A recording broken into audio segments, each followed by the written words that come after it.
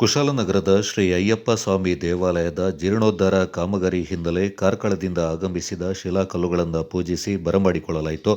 2 ಲಾರಿಗಳ ಮೂಲಕ ಕುಶಾಲನಗರಕ್ಕೆ ಆಗಮಿಸಿದ ಕೆತ್ತನೆಗೊಂಡ ಶಿಲಾಕಲ್ಲುಗಳಿಗೆ ಪೂಜೆ ಸಲ್ಲಿಸಿ ದೇವಾಲಯ ಟ್ರಸ್ಟ್ ಪ್ರಮುಖರು ಹಾಗೂ ಭಕ್ತಾದಿಗಳು ಬರಮಾಡಿಕೊಂಡರು. ಈ ಸಂದರ್ಭ ಟ್ರಸ್ಟ್ನ ಅಧ್ಯಕ್ಷ ಬಿಪಿ ಗಣಪತಿ, ಪುರಸಭೆ ಸದಸ್ಯ ವಿಎಸ್ ಆನಂದಕುಮಾರ್, ಟ್ರಸ್ಟ್ನ ಸದಸ್ಯರಾದ Subrahmani, HM Chandru, Anil, DP Girish, Srinivas Rao, HT Vasantha ಮತ್ತಿತರ ಪ್ರಮುಖರು ಪಾಲ್ಗೊಂಡಿದ್ದರು.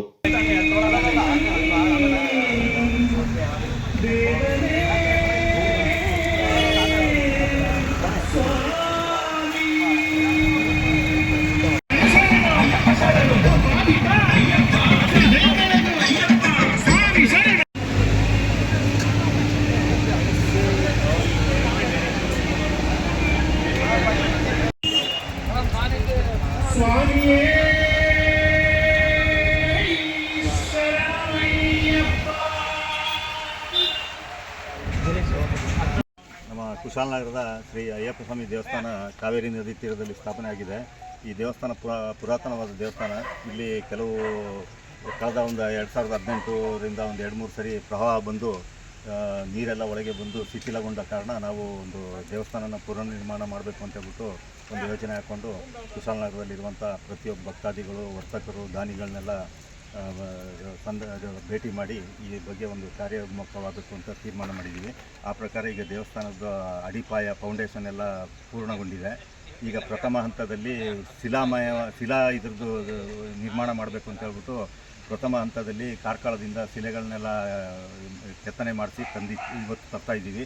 ಈ ಒಂದು ಪುಣ್ಯ ಕಾರ್ಯದಲ್ಲಿ ಭಾಗಿಯಾದಂಥ ಎಲ್ಲ ನಮ್ಮ ಭಕ್ತಾದಿಗಳಿಗೆ ದೇವಸ್ಥಾನ ಪರವಾಗಿ ನಾನು ಅಭಿನಂದನೆಯನ್ನು ಸಲ್ಲಿಸ್ತೇನೆ. ಹಾಗೆ ಊರಿನ ಪ್ರಮುಖರು, ಭಕ್ತಾದಿಗಳು, ವ್ಯಾಪಾರಿಗಳು, ನಾಗರಿಕರೆಲ್ಲ ಈ ಒಂದು ದೈವಿಕ ಕಾರ್ಯಕ್ಕೆ ಒಂದು ಉತ್ತಮ ಮಟ್ಟದ ಸಹಕಾರ ನೀಡಬೇಕು ಅಂತ ಈ ಮೂಲಕ ಕೇಳ್ಕೊಳ್ತೇವೆ.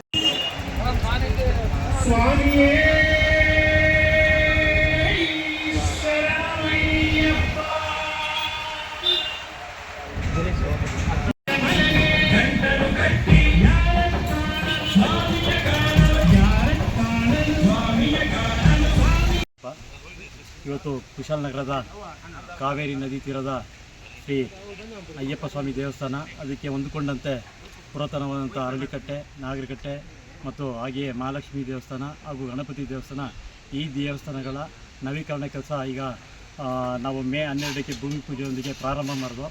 ಅದ್ರ ಜೊತೆಗೆ ಇವತ್ತು ಏನು ನಾವು ಅಡಿಪಾಯದ ಕೆಲಸ ಪೂರ್ತಿಯಾಗಿ ಇನ್ನು ಶಿಲೆಗಳಿಂದ ನಾವು ಕೆಲಸಗಳನ್ನು ಅಡಿಪಾಯ ಒಂದು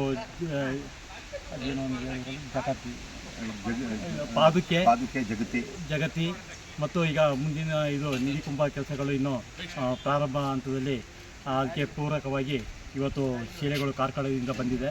1965ನೇ ಇಸ್ವಿಯಿಂದ ಇಲ್ಲಿ ನಮ್ಮಲ್ಲಿ ಕೆಲವು ಭಕ್ತಾದಿಗಳು, ಕೆಲವೇ ಬೆರಳೆಣಿಕೆ ಭಕ್ತಾದಿಗಳು 7-8 ಜನ ಇಲ್ಲಿ ಪ್ರಾರಂಭ ಮಾಡಿದ್ರು.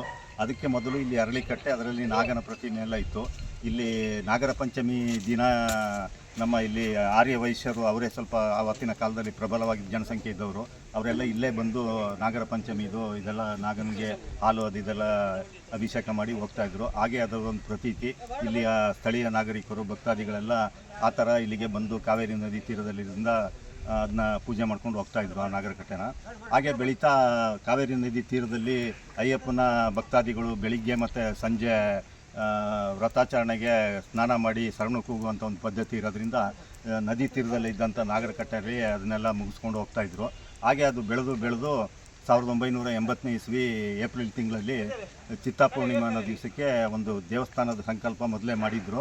ಅದ್ರ ಪ್ರಕಾರ ಅವತ್ತು ಅದನ್ನು ಪ್ರತಿಷ್ಠಾಪನೆ ಮಾಡಿದ್ರು. ಅಲ್ಲಿಂದ ಈಗ